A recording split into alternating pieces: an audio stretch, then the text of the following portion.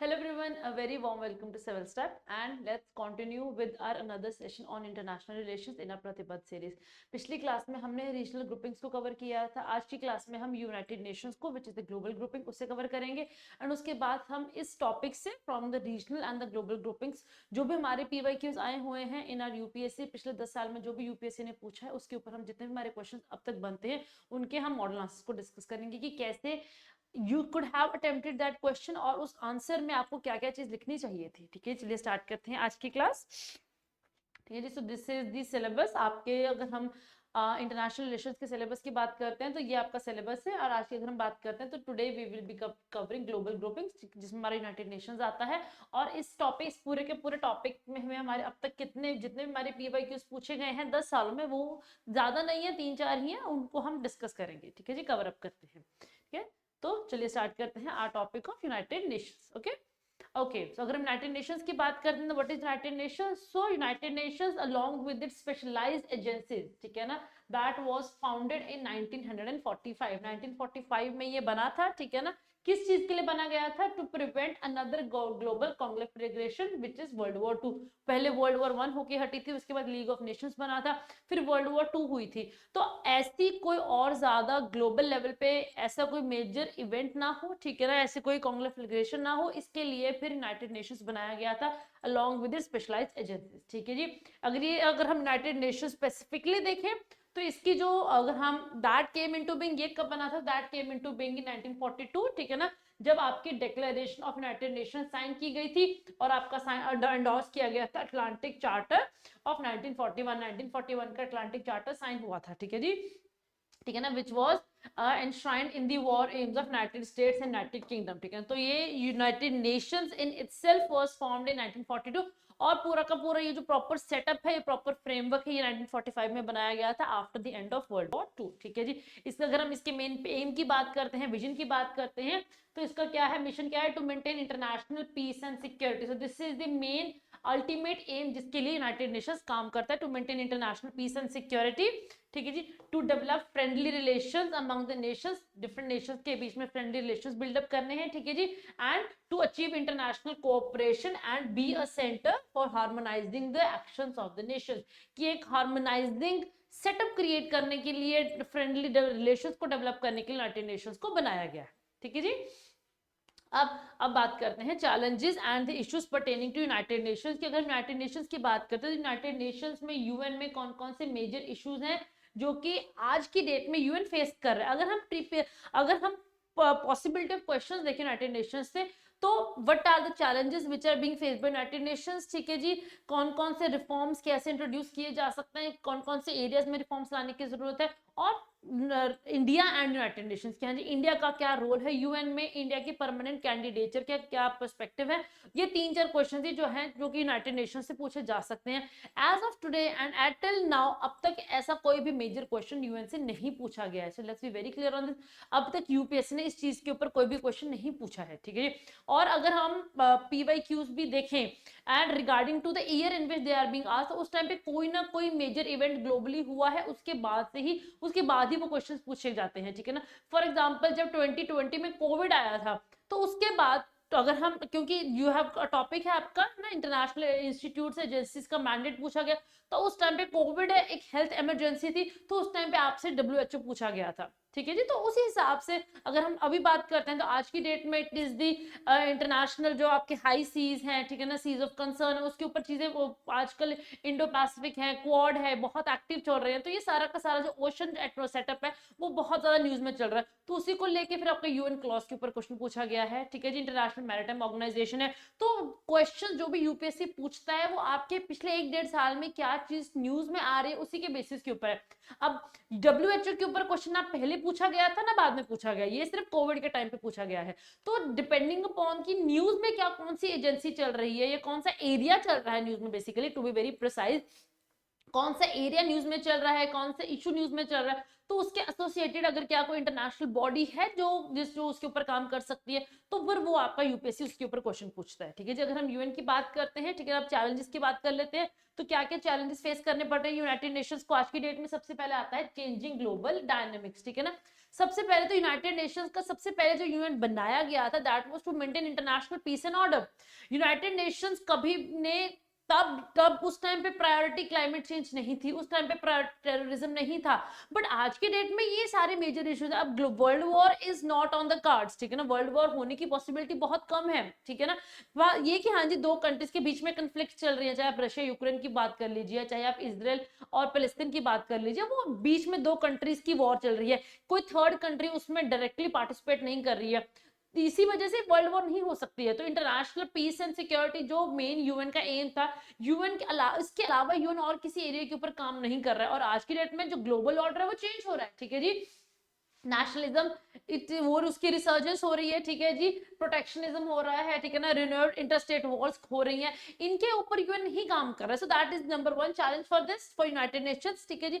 Second is security council, ठीक है ना। अगर हम सिक्योरिटी काउंसिल की बात करते हैं तो जो सिक्योरिटी काउंसिल के जो टॉप P5 मेंबर्स हैं वो कौन थे, they were being selected as the members of United Nations Security Council by virtue of they being belonging to the winner group of World War II, ठीक है ना। अब ये कि हाँ 1945 का जो सिनेरियो और आज के जो सिनेरियो की अगर हम बात करते हैं तो उसमें बहुत ज्यादा फर्क आ चुका है, बहुत सारा चेंज आ चुका है, ठीक है जी। सो अगर हम इसकी बात करें, so these winners of world war II they can hardly claim any representation of the present global order, ठीक है ना। अगर हम बात करते हैं, ठीक है जी, अफ्रीका से कोई मेंबर नहीं है, ऑस्ट्रेलिया, अगर हम जितना भी है जो आपका ऑस्ट्रेलियन पूरा एरिया है, ठीक है ना, ऑस्ट्रेलिया है, न्यूजीलैंड, यहाँ से कोई भी मेंबरशिप नहीं दी जा रही है, ठीक है जी। साउथ अमेरिका हो गया, ठीक है। अगर हम एशिया की बात करते हैं तो एशिया में भी it is just the China. Europe की बात करते हैं, यूरोप से ओवर रिप्रेजेंटेशन है, तो देयर इज स्क्यूड रिप्रेजेंटेशन है यूनाइटेड नेशन सिक्योरिटी काउंसिल में, ठीक है। तो ये that is one of the challenge which is there.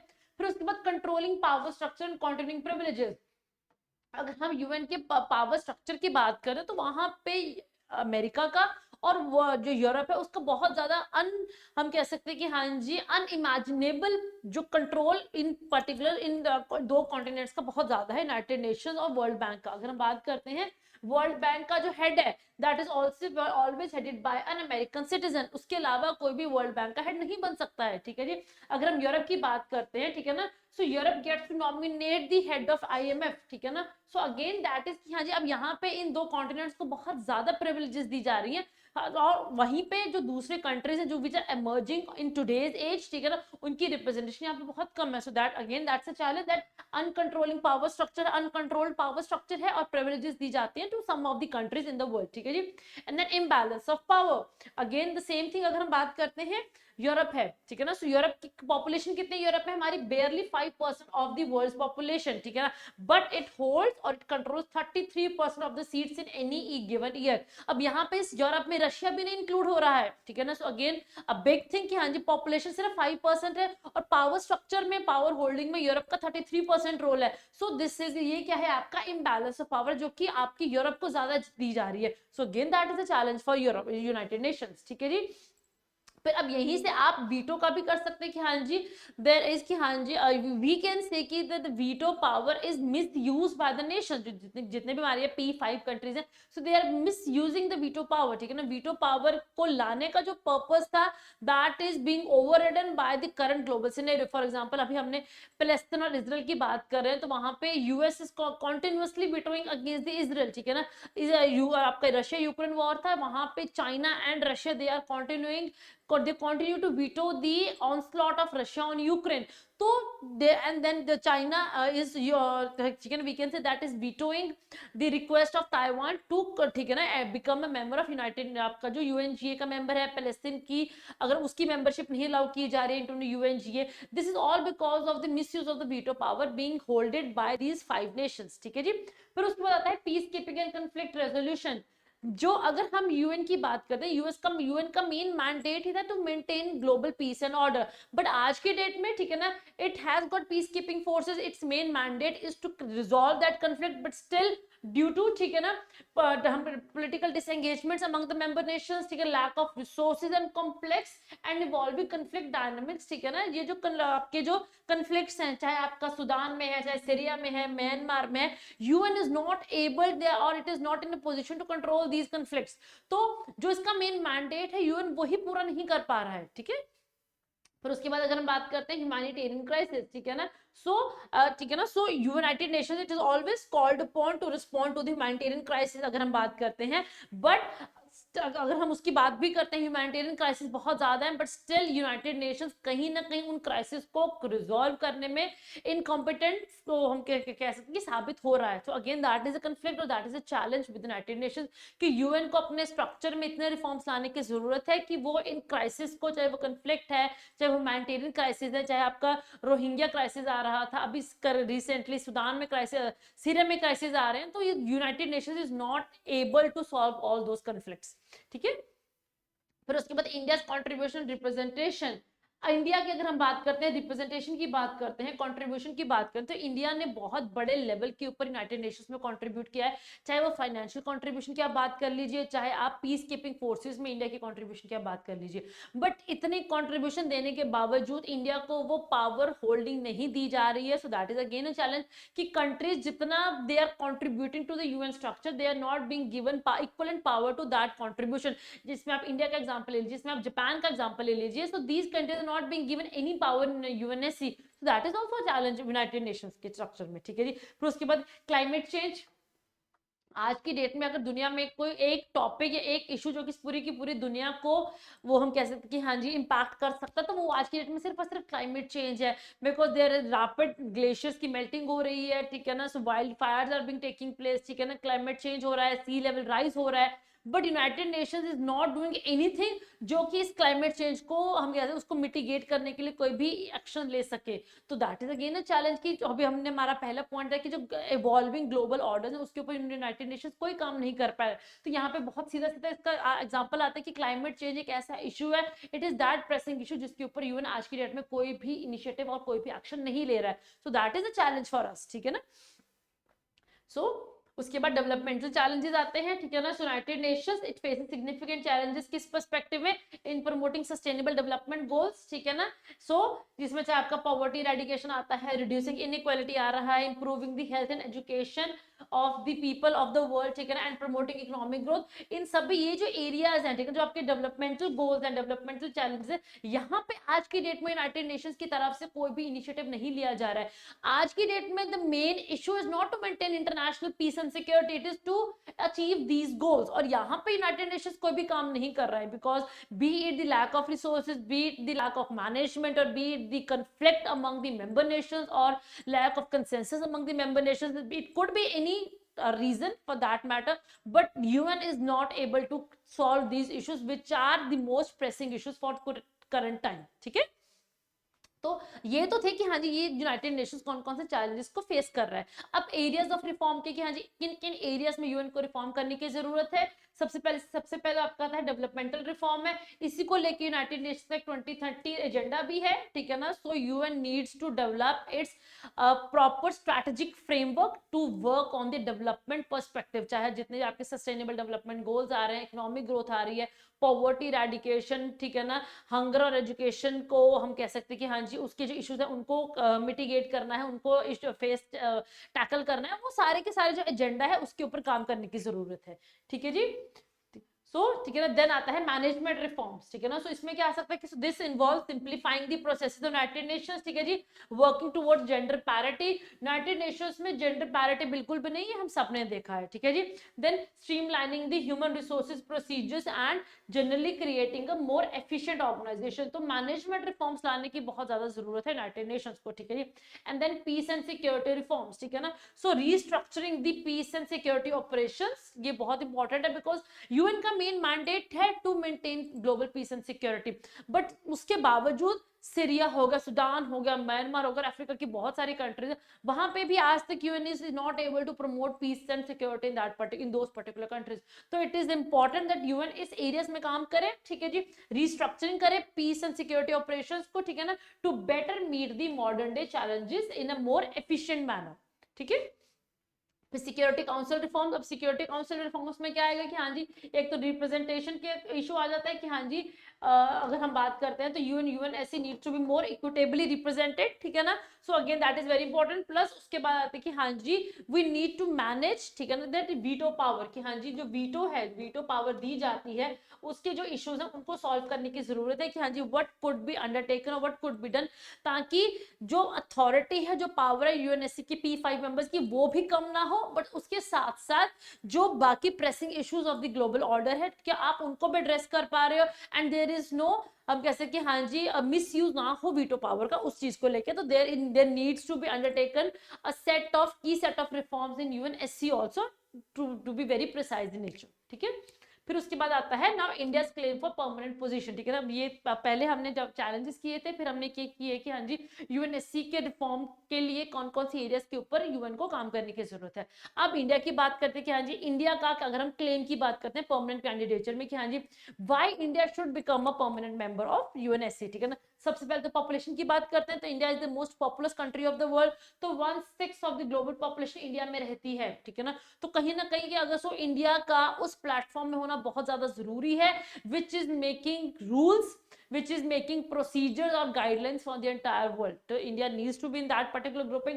फिर उसके बाद democracy, India has continued to show its functional democratic experience और एक्सपर्टीज, और हमने दिखाया कि हाँ जी आफ्टर 75 इयर्स ऑफ इंडिपेंडेंस हमने इन 75 सालों में हमने दिखाया कि हाँ जी कैसे आप एक डेमोक्रेसी और डेमोक्रेटिक प्रोसीजर को सक्सेसफुली रन कर सकते हो। तो इंडिया शुड बी इंक्लूडेड और India should be given a permanent seat in UNSC, ठीक है जी।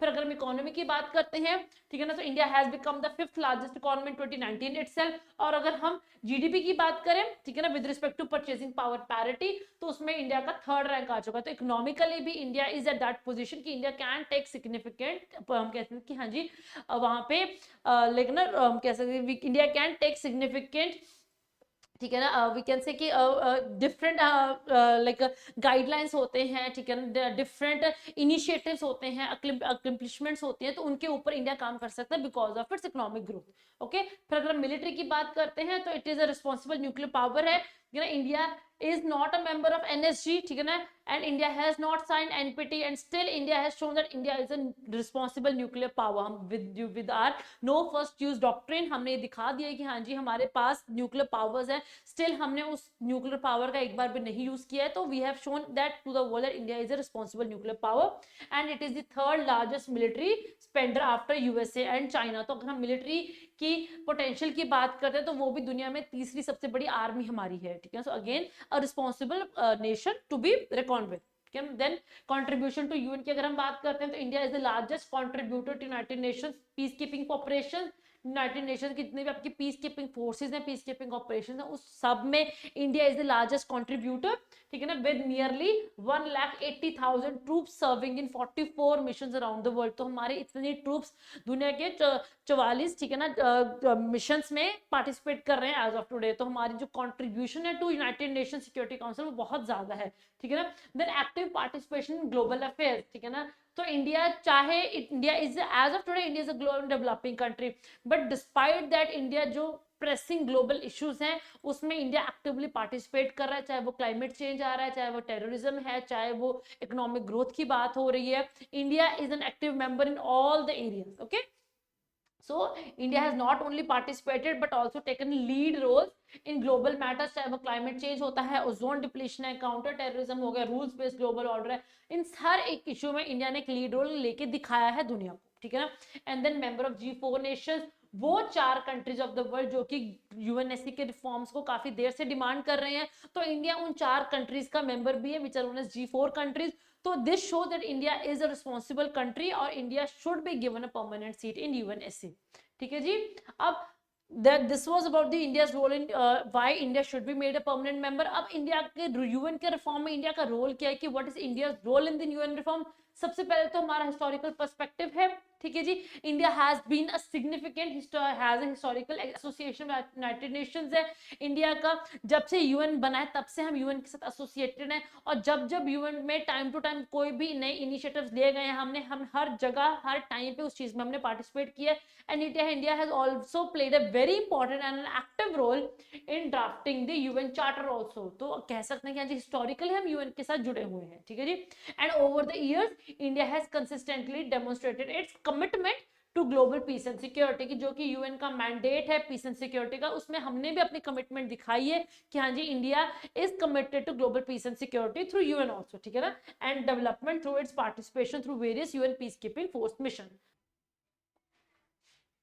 हाँ जी, तो after the India's role in UN reform, अब हमारा नया टॉपिक आता है, ठीक है ना, which is relevance of United Nations in 21st century. कि हाँ जी, चाहे यूनाइटेड नेशंस इज फेसिंग और it is suffering from certain issues in its functioning, or there needs to be certain concerns which needs to be addressed, ठीक है ना, तो इन सब के बावजूद why, क्या रेलेवेंस है यूनाइटेड नेशंस की आज की डेट में, कि क्यों यूएन को फंक्शन करना जरूरी है, कि हाँ जी यूएन का ऐसा क्या महत्व है जिसकी वजह से UN can play a leading role in the world affairs as of today, ठीक है। तो देख लेते हैं कि हाँ जी, सबसे पहला कि it is the global response to the contemporary crisis, ठीक है। सबसे पहला एग्जांपल आता है आपका कोविड-19 पैंडेमिक, कि अगर हम यूएन की बात करते हैं तो यूएन के पास, ठीक है जी, वो सारे लॉजिस्टिक्स हैं, वो सारी फंडिंग है, उसके पास वो सारे रिसोर्सेज हैं, जिसकी वजह से जो आज के डेट के जो ग्लोबल चैलेंजेस हैं उनको मिटिगेट करने में, उनको टैकल करने में यूएन एक बहुत बड़ा रोल प्ले कर सकता है। उसका बहुत सीधा सीधा एग्जांपल आपका आता है कोविड-19 का।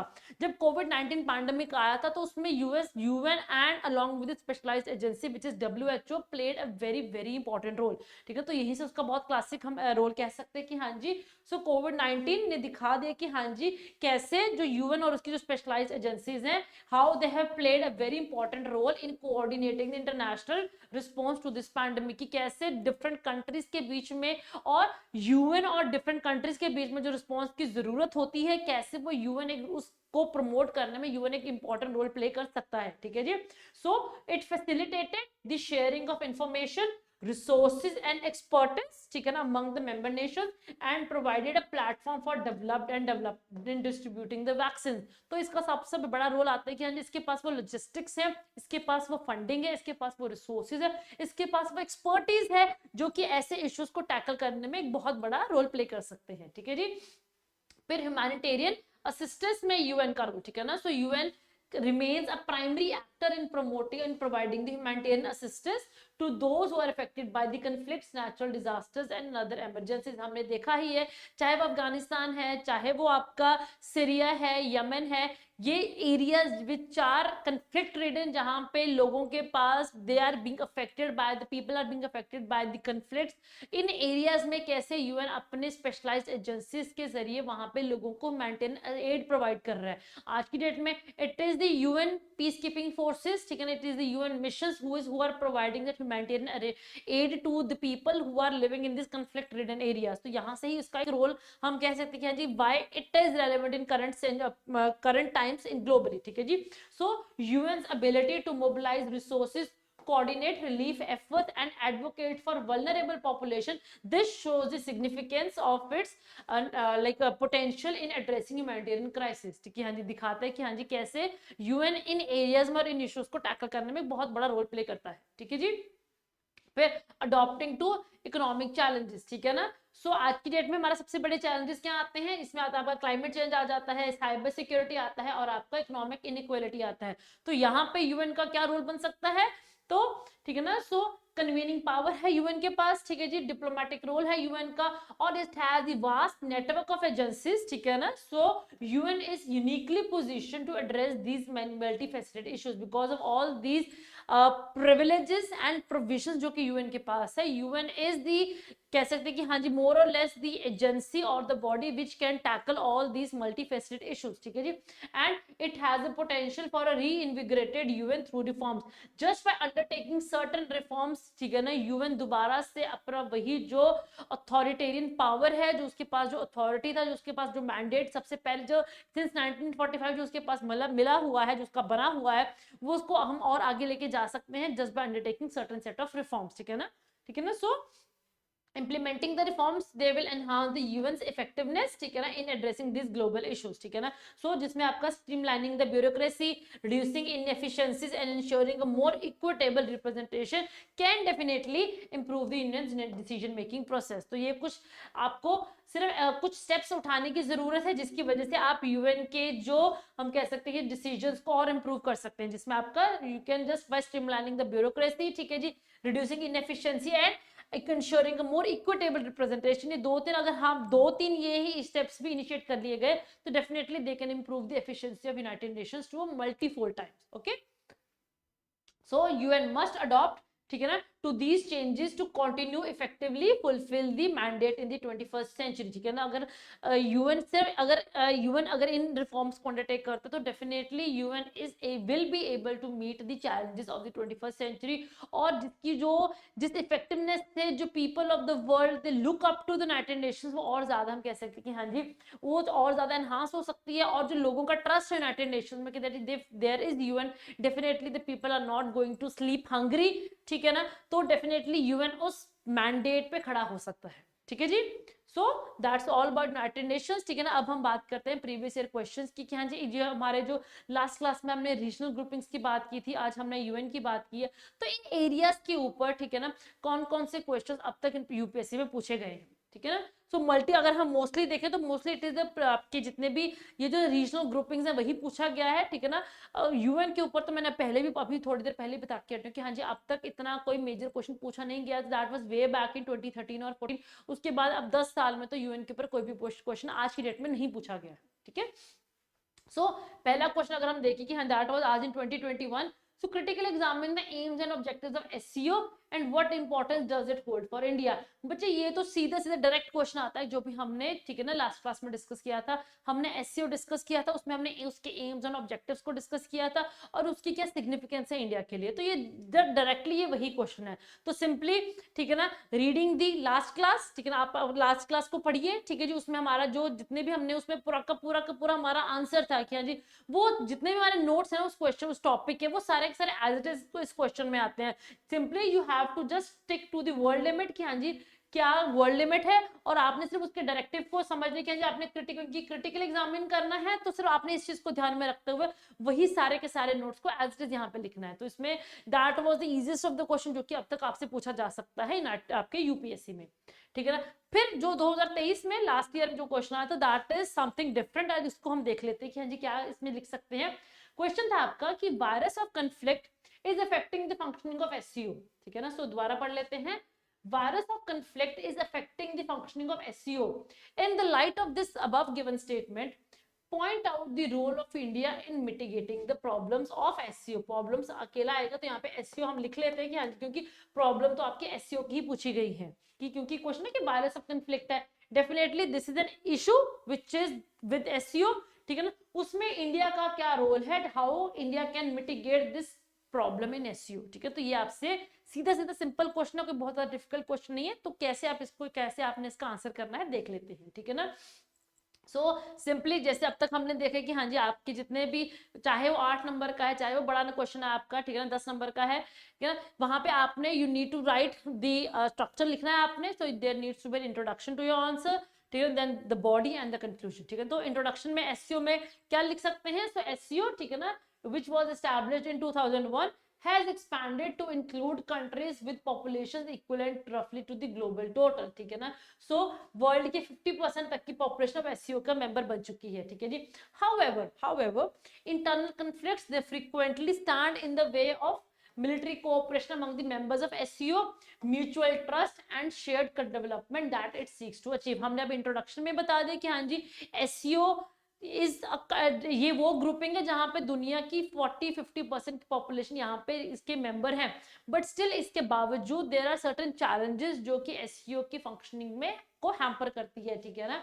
तो क्या क्या है, what is that virus of conflict जो कि SCO की फंक्शनिंग को डेफिनेटली इंपैक्ट करती है। सबसे पहले बायलैटरल टेंशंस आ जाते हैं, ठीक है ना, चाहे वो इंडिया और पाकिस्तान के बीच में बायलैटरल टेंशंस आ रहे हैं, दैट इज ठीक है ना चैलेंज। फिर उसके बाद और क्या है आपका बायलैटरल टेंशंस में, बॉर्डर डिस्प्यूट आते हैं आपके कहाँ पे, इंडिया और चाइना के बीच में, सो that is also a challenge, that is also bilateral conflict आता है, बिकॉज जब आपका इंडिया और पाकिस्तान के बीच में टेंशन है तो डेफिनेटली एससीओ में both the nations are not going to cooperate with each other.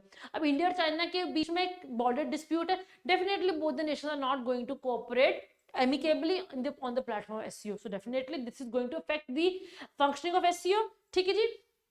फिर कंफ्लिक्ट इन रिसोर्स शेयरिंग, ठीक है ना, अब यहीं पे चाइना का इंडिया के साथ बॉर्डर डिस्प्यूट है, और उसके साथ साथ China also has dispute over large areas of land, किसके साथ, with central Asian countries also, चाहे आपका कजाकिस्तान हो गया, किर्गिस्तान है, ताजिकिस्तान है, इनके साथ भी चाइना का बहुत सारे लैंड एक कंफ्लिक्ट है रिसोर्स शेयरिंग को लेके, ठीक है ना। और apart from this central Asian country जैसे उज्बेकिस्तान हो गया और ताजिकिस्तान हो गया, उनके बीच में वाटर शेयरिंग का डिस्प्यूट आता है, ठीक है जी, बॉर्डर इश्यूज आते हैं अगेन, ठीक है ना, सो that is also a challenge, ठीक है ना, ये भी आपका कंफ्लिक्ट मैनेजमेंट आ जाता है क्योंकि रिसोर्सेज को लेके देयर इज अ कंफ्लिक्ट, तो ये कहीं ना कहीं एससीओ की फंक्शनिंग को डेफिनेटली हैम्पर करता है, ठीक है ना।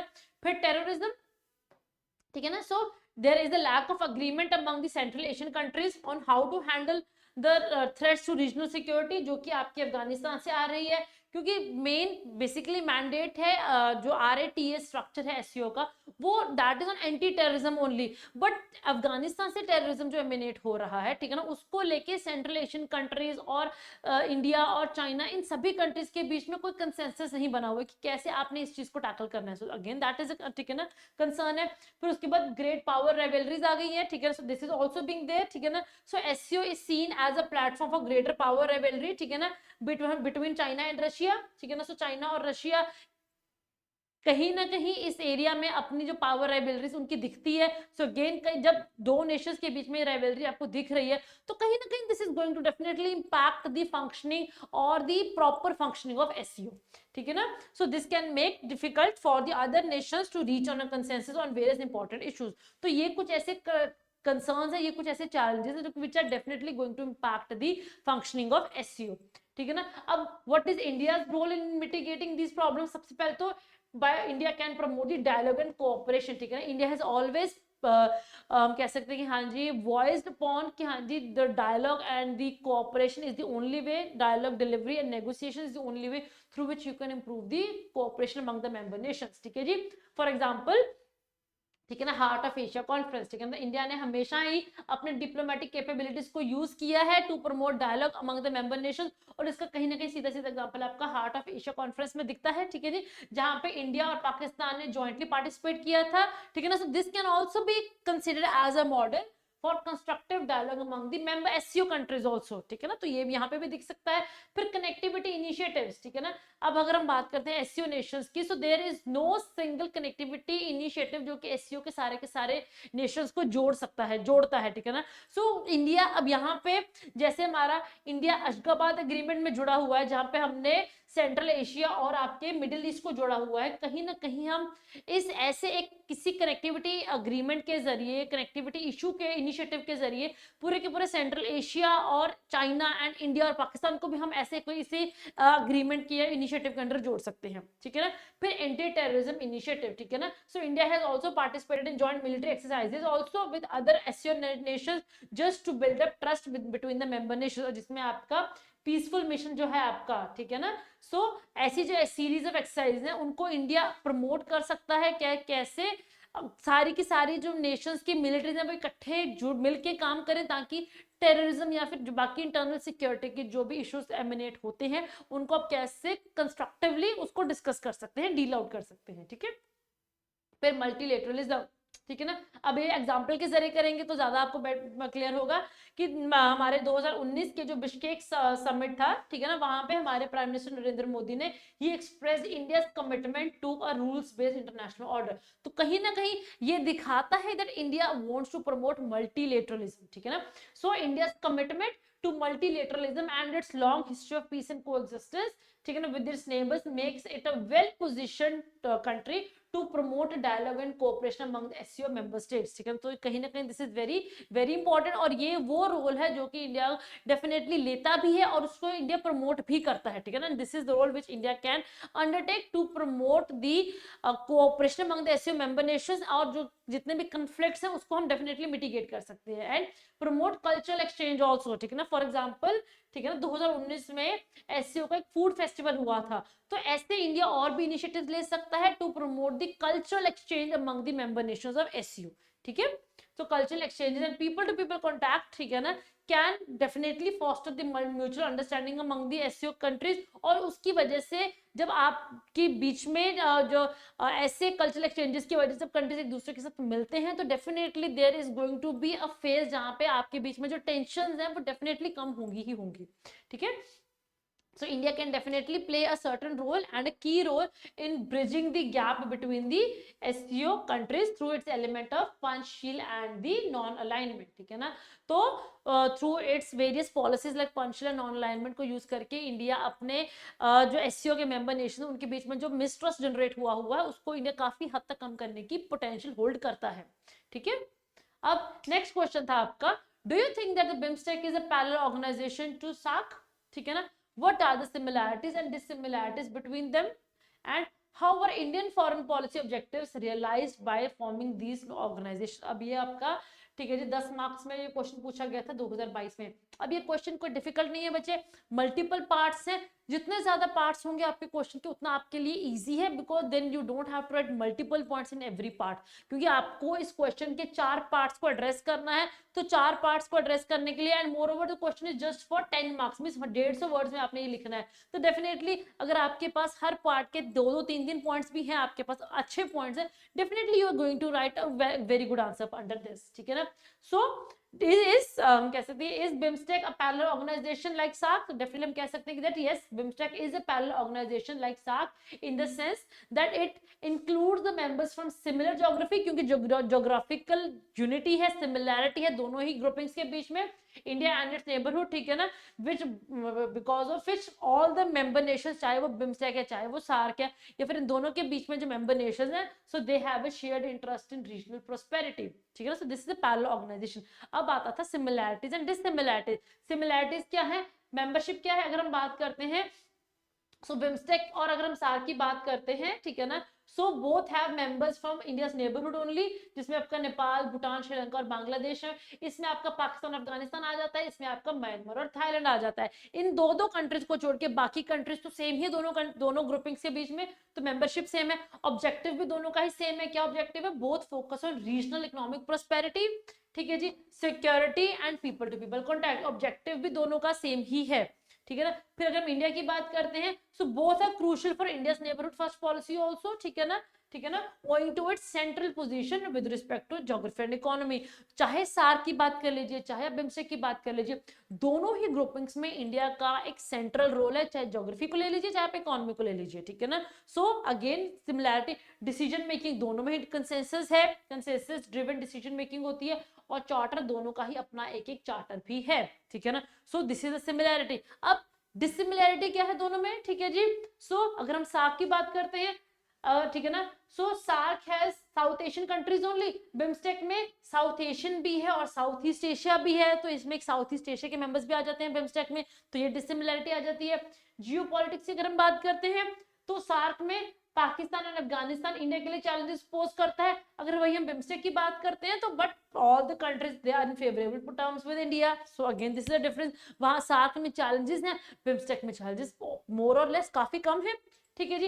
इकोनॉमी और ट्रेड रिलेशंस की बात करते हैं, तो सार्क में आपका साफ्टा है, बट अगर बिम्स्टेक की बात करते हैं, this does not have any trade agreement among the member Nations, so this is the difference कि सार्क का फ्री ट्रेड एग्रीमेंट है by the term of SAFTA, ठीक है ना, विच इज आपका जो south Asian free trade agreement है। BIMSTEC में आज की डेट में ऐसा कोई भी फ्री ट्रेड एग्रीमेंट नहीं है, ठीक है। फंक्शनल की बात करते हैं, इज इट फंक्शनल और नॉट, बट अगर हम देखें तो SAARC is as of today it is dysfunctional due to no summit since 2014 because of India Pakistan rivalry. अगर बिम्स्टेक की बात करते हैं, इसके रेगुलर समिट होते हैं और लेटेस्ट ये 2022 में होके हटी है। ठीक है जी। अगर हम कंटेंशियस इश्यूज की बात करते हैं, यहाँ पे आपके बायलैटरल इश्यूज आते हैं और कंटेंशियस इश्यूज हैं, ठीक है ना कहीं एक्सप्लिसिटली दिखते हैं। ठीक है जी। एंड अगर हम बिम्स्टेक की बात करते हैं, बिम्स्टेक में ऐसा कोई भी इशू नहीं है। ठीक है, so BIMSTEC does not have any issue. There dissimilarity है कि सार्क में there are certain issues in this, ठीक है ना, बिम्स्टेक में there is no such issue in it. Okay, तो 3 पार्ट्स वी हैव आंसर्ड। चौथा पार्ट क्या आता है कि what is the role of these organisations in India's foreign policy. ठीक है ना, so what is the importance of BIMSTEC for India's foreign policy. सबसे पहले तो ये चाहे बिम्स्टेक है चाहे सार्क है, ये सबसे पहले तो एक प्लेटफॉर्म है किस चीज का, for promoting regional cooperation among the member nations. ठीक है ना, then trade and connectivity, so better connectivity with the BIMSTEC, चाहे वो कालाधन है या आपका जो आसिया एशियन आपका जो ट्राइलेटरल हाईवे, चाहे वो BBIN है। ठीक है ना, तो ये कनेक्टिविटी इनिशिएटिव्स के लिए बिम्स्टेक बहुत बड़ा रोल प्ले करता है। ठीक है ना, एंड ह्यूज इकोनॉमिक प्रोस्पेक्ट है। जीडीपी ऑफ बिम्स्टेक कंट्रीज अगर हम इसकी बात करते हैं $2.8 ट्रिलियन है, तो कहीं ना इकोनॉमिकली इंडिया के लिए बहुत ज्यादा इंपॉर्टेंट रोल प्ले करता है। एंड डेवलपमेंट ऑफ जो हमारी नॉर्थ ईस्ट रीजन की जो डेवलपमेंट है वो कहीं ना कहीं बिम्स्टेक के सक्सेस के ऊपर वो डिपेंड करती है। ठीक है ना, and security is very crucial for dealing with insurgency in the north east region, तो ये कहीं ना कहीं बिम्स्टेक का इसमें रोल प्ले होता है। क्योंकि हाँ जी, जब हम बिम्स्टेक की बात करते हैं तो you have definitely a motive to develop your North East. ठीक है ना, and strategically again BIMSTEC is very important. How it is a platform to counter China in the Bay of Bengal region, and also it is a gateway for India towards Southeast Asia through its Act East policy. So this is how this BIMSTEC plays a very important role in India's foreign policy objectives. ठीक है ना, सो ये आ जाता है कि हाँ जी, how our Indian foreign policy objectives are realized by this new organization that is BIMSTEC. तो BIMSTEC की क्या इंपॉर्टेंस है हमारे फॉरेन पॉलिसी ऑब्जेक्टिव्स में, तो ये इंपॉर्टेंस आ जाती है आपकी बिम्स्टेक की कि हाँ जी, ये पहली बात तो रीजनल कोऑपरेशन के लिए बहुत बड़ा प्लेटफॉर्म आ जाता है। फिर सिक्योरिटी और कनेक्टिविटी के लिए आपके पास जितने भी आपके 3 हमने प्रोजेक्ट्स की बात की है, इसमें आपका कालाधन आता है, IMT है, BBIN है, उनको रियलाइज करने में BBIN बहुत बड़ा रोल प्ले करता है। फिर इकोनॉमिक पोटेंशियल बहुत ज्यादा है, $2.8 ट्रिलियन की इकोनॉमिक प्रोस्पेक्टिव है। यहाँ पे हमारा नॉर्थ ईस्ट डेवलपमेंट रीजन की development is dependent upon the success of BIMSTEC. Okay, then security perspective for northeast also depends upon the cooperation among the members of BIMSTEC, चाहे आप बांग्लादेश ले लीजिए चाहे आप म्यांमार ले लीजिए। ठीक है जी। फिर strategically again it is very very important, अगर आपने चाइना को काउंटर करना है बे ऑफ बंगाल में, again BIMSTEC is important. South east Asia तक पहुंचना है, वहां पे हमारी एक्ट ईस्ट पॉलिसी आ जाती है। So again this is how by और this is how BIMSTEC plays a very important role with respect to India's foreign policy objective. ठीक है, एंड सिंपली क्योंकि यहाँ पे कोई भी ऐसा कंफ्लिक्टिंग पॉइंट नहीं है, simply you will be summarising anything everything which you have written in your answer. ठीक है ना, so both the platform they are relevant to India strategic interest and can complement each other if SAARC becomes functional also. ठीक है, अगर SAARC functional बन जाता है in near future तो दोनों एक दूसरे को कॉम्प्लीमेंट कर सकते हैं टू अ ग्रेटर एक्सटेंट। ठीक है जी। अब 2020 में क्वेश्चन आया हुआ है आपका क्वाड के ऊपर, which is quadrilateral security dialogue. ठीक है ना, so Quad is transforming itself into a trade bloc from a military bloc alliance in present times. Discuss कि कैसे स्टेटमेंट कहती है कि हाँ जी प्रेजेंट टाइम में सार्क मिलिट्री अलायंस से एक ट्रेड ब्लॉक में कन्वर्ट हो रहा है in the present century, in present time. आपने इस चीज को डिस्कस करना है, ये 2020 में पूछा गया था 15 मार्क्स के अंडर। ठीक है ना, जिसको आपने 250 वर्ड्स में अटेम्प्ट करना था। ठीक है जी, तो simply you will be writing about quad की व्हाट इज क्वाड। ठीक है ना, सो अगर हम देख quad, it all quadrilateral security dialogue जिसे हम क्वाड भी कहते हैं। So this is an intergovernmental security forum है। ठीक है ना, सो इसके जो मेंबर कंट्रीज हैं, so they organise summits, exchange information and military drills आते हैं। सो ऑब्जेक्टिव क्या है आपके क्वाड का, to ensure and support a free open and a prosperous Indo Pacific region. तो इस ये जो आपकी जो अलायंस है, ये जो ग्रुपिंग है, इसका मेन ऑब्जेक्टिव ही ये है, to ensure and support a free open and a prosperous Indo Pacific region. ठीक है जी। अब सबसे पहले तो वो छोटा सा देख लेते हैं कि हाँ जी what is the significance of Quad. अभी हमने पता नहीं कि Quad is transforming itself into a trade bloc from a military alliance. ठीक है ना, पहले तो let's discuss a bit about why Quad is significant, how Quad is significant in present order. आज की डेट में क्वाड ऐसा क्या कर रहा है कि वो एक सिग्निफिकेंट बॉडी की तरह उभर रहा है, और जिसकी वजह से यूपीएससी ने हमसे ये क्वेश्चन पूछा भी है। ठीक है ना। सबसे पहले तो it is emerging as a net security provider, ठीक है ना, because of the emerging issues in the South China Sea, because of the emerging issues in the Indo-Pacific region, Quad is emerging itself as a net security provider in this region, ठीक है ना. So there is a great power interest in the maritime sphere, ठीक है ना, with the arrival of the concept of Indo-Pacific, ठीक है जी. So again ये Quad की significance आ जाती है.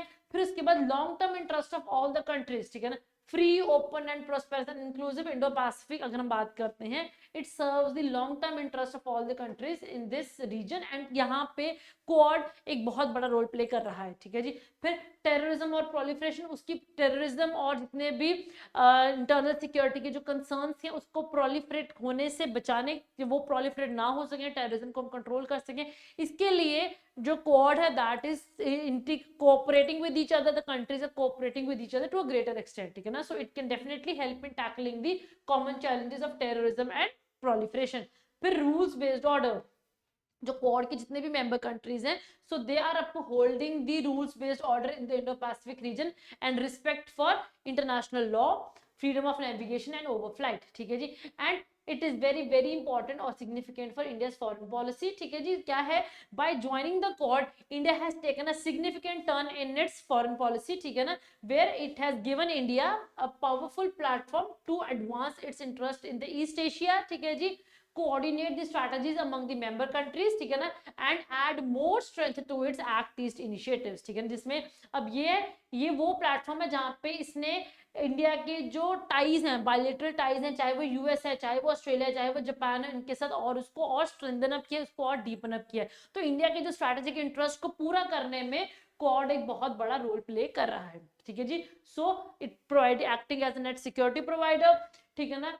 जो क्वाड की जो इनिशिएटिव्स हैं तो कहीं ना कहीं that is serving the long term interest of all the nations in this particular region. It is working to tackle the challenges of terrorism and proliferation. It is promoting the rules-based order, and definitely it is playing a very significant role in promoting India's foreign policy objective. ठीक है जी.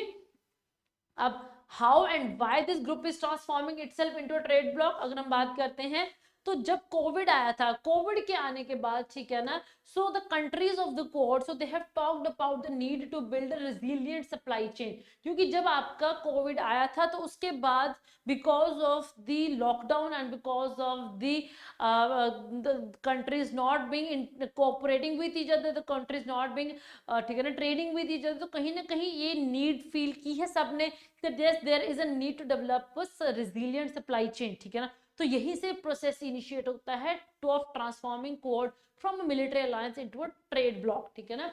So Japan, it has even proposed a supply chain resilient initiative which is SCRI, which is comprising Japan, India and Australia. So this has potential to develop itself into an alternative trade bloc which is quad and a quad plus trade bloc, ठीक है ना. तो ये कहीं ना कहीं supply chain जो initiative है जो कि जापान ने प्रपोज किया है, वो उसका बहुत बड़ा हम कह सकते हैं कि हाँ जी, it has the potential to develop the Quad from military alliance into a trade bloc, ठीक है जी.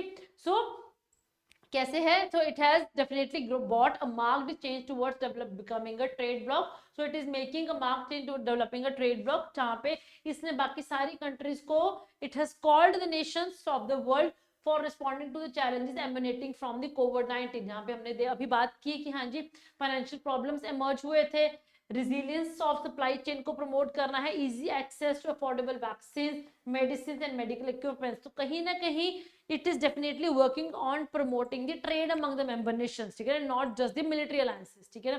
Then regional infrastructure projects for trade also, ठीक है ना. So quad nations, they are also planning to work on building up a regional infrastructure projects, ठीक है ना. For example the blue dot network. अभी blue dot network क्या है, ये एक आपका इंफ्रास्ट्रक्चर नेटवर्क है, ठीक है जी, जहां पे हम कह सकते हैं कि हाँ जी, so this shows their collective vision for maintaining a free, open and inclusive Indo Pacific region, ठीक है ना. सो कनेक्टिविटी इनिशिएटिव के अंदर आ जाता है, और हमारा जो इंडिया का जो रियल जीडीपी है, जिसको डेफिनेटली इंक्रीज अगर हम इसके जो ट्रेड पोटेंशियल को रियलाइज करते हैं, ठीक है ना, इन नियर फ्यूचर, ठीक है ना. सो thus we can say that India also can play a pivotal role in getting Quad countries closer on issues like technology cooperation, health care, cyber security. And अगर हम बात करें कि पहले अब तक क्वाड सिर्फ मिलिट्री अलायंस ही था, अगर ये क्वाड मिलिट्री से ट्रेडिंग तरफ जाता है, ट्रेड ब्लॉक बनता है, तो डेफिनेटली जो कंट्रीज का जो जीडीपी है वो डेफिनेटली इंक्रीज होगा, जितने भी ट्रेडिंग जो रोड ब्लॉक्स फेस करने पड़ रहे हैं सभी नेशंस को, वो भी डेफिनेटली काफी हद तक कम हो सकते हैं। ठीक है जी। So if Quad 2.0 succeeds then India can take the lead role in increasing the scope of Quad plus, जहां पे और कंट्रीज जैसे कि आपका Israel, UK, Brazil, South Korea, Vietnam और न्यूजीलैंड, उनको भी ज्वाइन करवाया जा सकता है इस अलायंस को, क्योंकि अब तक ये मिलिट्री अलायंस से था।